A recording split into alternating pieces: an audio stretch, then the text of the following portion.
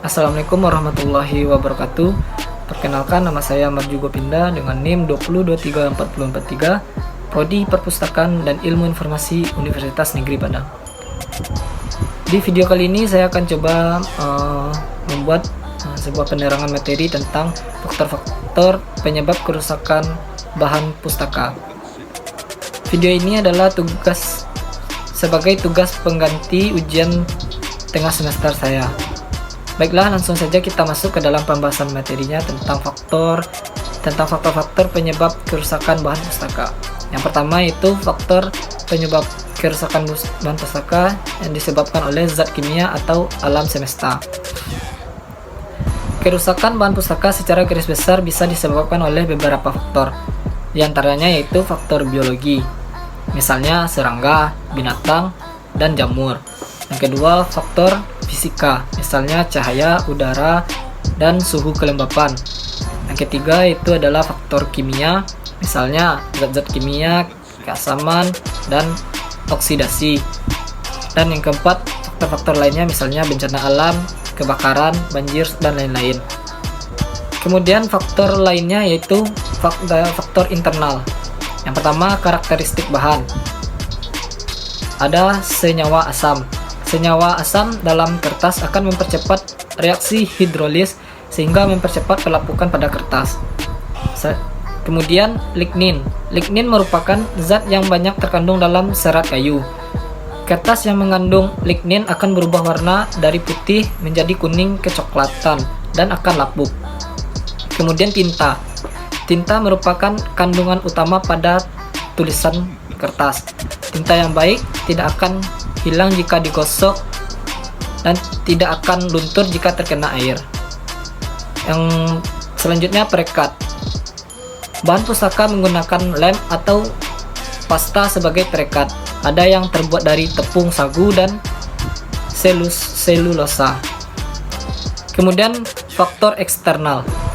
Kertas merupakan bahan yang sensitif terhadap pengaruh eksternal, terutama jika kertas mengandung asam, lignin, dan hemiselulosa. Faktor eksternal yang pertama yaitu faktor lingkungan, yaitu temperatur dan kelembapan udara.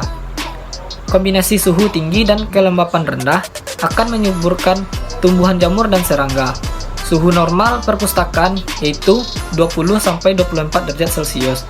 Jika kelembapan tinggi, maka tinta akan larut dan menyebar. Jika kelembapan pun rendah, kertas menjadi kering dan kusut. Kemudian cahaya. Cahaya atau energi pancaran juga berpengaruh pada bahan pustaka. Cahaya memiliki efek yang dapat menyebabkan kertas menjadi pucat dan tinta memudar. Selanjutnya, polusi udara.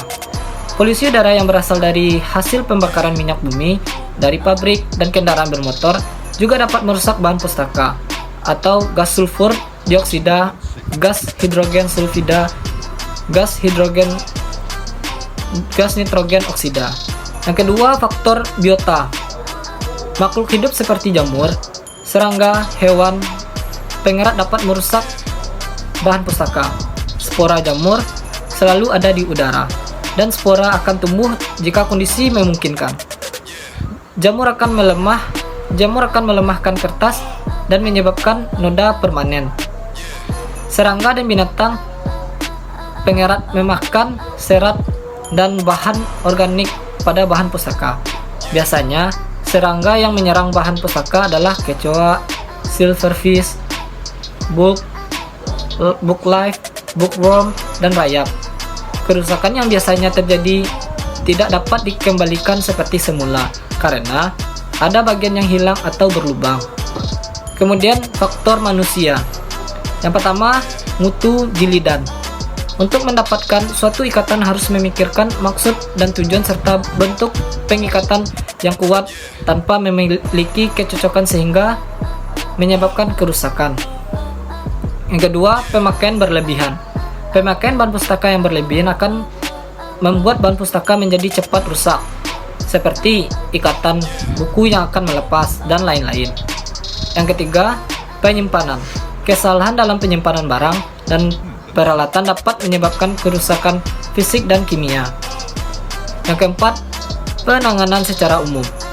Bahan pustaka harus dilindungi dari kerusakan yang disebabkan oleh faktor eksternal seperti debu, air, makanan dan minuman, serta cahaya langsung.